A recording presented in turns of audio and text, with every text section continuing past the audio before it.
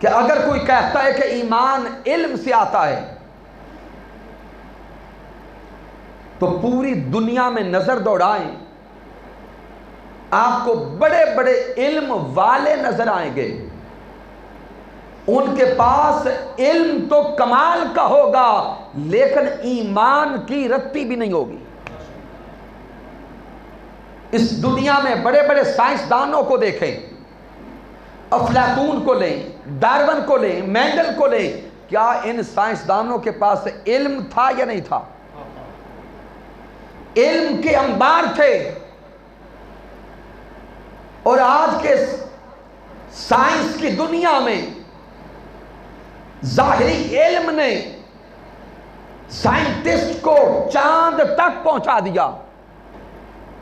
علم نے سائنسدانوں کو کہاں تک؟ بولے، چاند تک تو پہنچا دیا۔ علم سائنٹسٹ کو چاند تک تو لے گیا لیکن ایمان کے دروازے تک نہ پہنچا سکا۔ تو سمجھ آئی کہ ایمان علم سے نہیں آتا۔ دوسری طرف تو اب میں صحیح بخاری کی طرف جاتا ہوں۔ صحیح بخاری اور صحیح مسلم کو پڑھے، متفق علیہ حدیث مبارکہ۔ آقا علیہ السلام کا خطبہ حجۃ الوداع دیکھیں۔ میرے آقا علیہ السلام کے سامنے کم و بیش 1.25 لاکھ صحابہ ہیں۔ تاجدار کائنات خطبہ حجۃ الوداع ارشاد فرما رہے ہیں۔ میرے آقا صحابہ سے 3 سوال کرتے ہیں۔ پہلا سوال آقا نے کیا، ایو یوم ھذا، صحابہ بتاؤ آج کون سا دن ہے؟ آقا نے کیا سوال کیا کہ آج کون سا دن ہے؟ سامعین محترم، عید الاضحیٰ کا دن تھا۔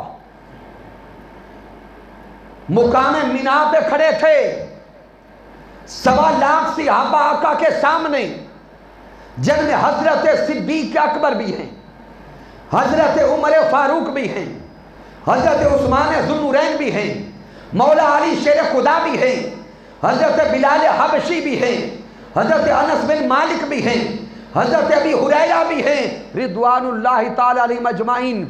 1.25 لاکھ صحابہ آقا کے سامنے۔ آقا سوال کرتے ہیں، صحابہ بتاؤ آج کون سا دن ہے؟ اب سوچ کے بولیے گا، کیا سوال مشکل تھا؟ بولیں نہیں، ارے عید کا دن ہے۔ آقا نے پوچھا صحابہ بتاؤ کون سا دن ہے؟ سارے صحابہ ہاتھ جوڑ کے عرض کرتے ہیں، اللہ والرسولہ عالم، اے سونے مصطفیٰ ہمیں ککھ پتہ نہیں، آپ جانیں، آپ کا خدا جانے۔ آئے ہائے۔ میرے آقا دوسرا سوال کرتے ہیں، ایو بلد ھذا، صحابہ بتاؤ یہ کون سا مقام ہے، یہ کون سا شہر ہے؟ اب سارے سوال کا جواب دے، حج کہاں پہ ہوتا ہے؟ اونچا بولیں، مکہ المکرمہ میں۔ اگر آج ہمیں پتا ہے تو جو مناسک حج ادا کر کے کھڑے تھے کیا انہیں پتا نہیں تھا؟ لیکن جواب کیا ہے؟ اللہ والرسولہ عالم، سونیا تو جانتے تیرا خدا جانے۔ میرے آقا نے تیسرا سوال کیا، ایو شہر ھذا، صحابہ بتاؤ یہ کون سا مہینہ ہے؟ حج کس مہینے میں ہوتا ہے؟ تھوڑا اونچا بولے، ذی الحج۔ تو اگر ہمیں آج پتا ہے تو ان 1.25 لاکھ صحابہ کو نہیں پتا تھا؟ معلوم تھا، لیکن جواب کیا ہے؟ اللہ والرسولہ عالم، آقا آپ جانے اور آپ کا خدا جانے۔ اب اس جواب کی لطافت کو دل میں اتاریے گا۔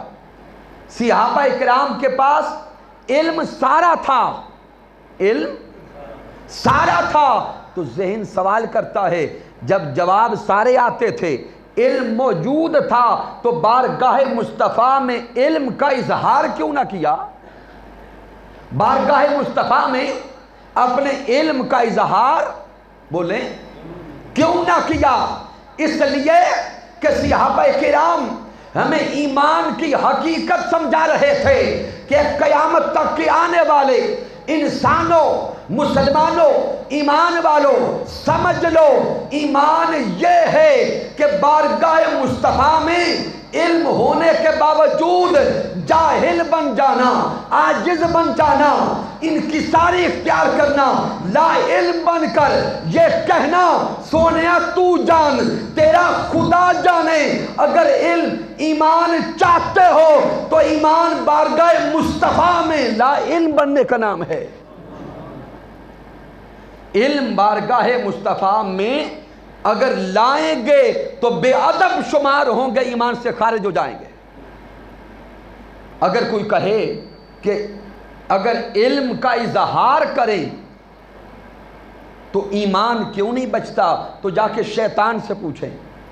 بس اشارہ دن لگا، جب رب کائنات نے شیطان مردود کو کہا تھا کہ آدم علیہ السلام کو سجدہ کر، فرشتے سارے سجدہ کر گئے، لیکن شیطان نے رب کی بارگاہ میں کیا کہا تھا؟ اے رب کائنات، مجھے تو نے آگ سے بنایا، انسان کو مٹی سے بنایا، میں آگ ہونے کے اعتبار سے آگ اوپر جاتی ہے تو میں خود عرفہ ہوں، عرفہ ہو کر ادنا کو سجدہ کیوں کروں؟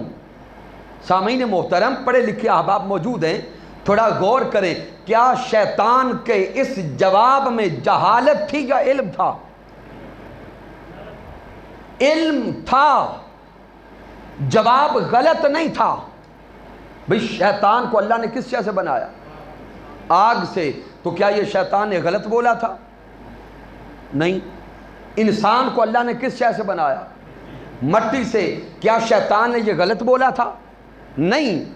جو جملے تھے علمی اعتبار سے درست تھے، لیکن اس مردود کو پتہ نہیں تھا کہ علم کا اظہار کرنا کہاں پہ ہے۔ یہ نقطہ سمجھنے والا ہے۔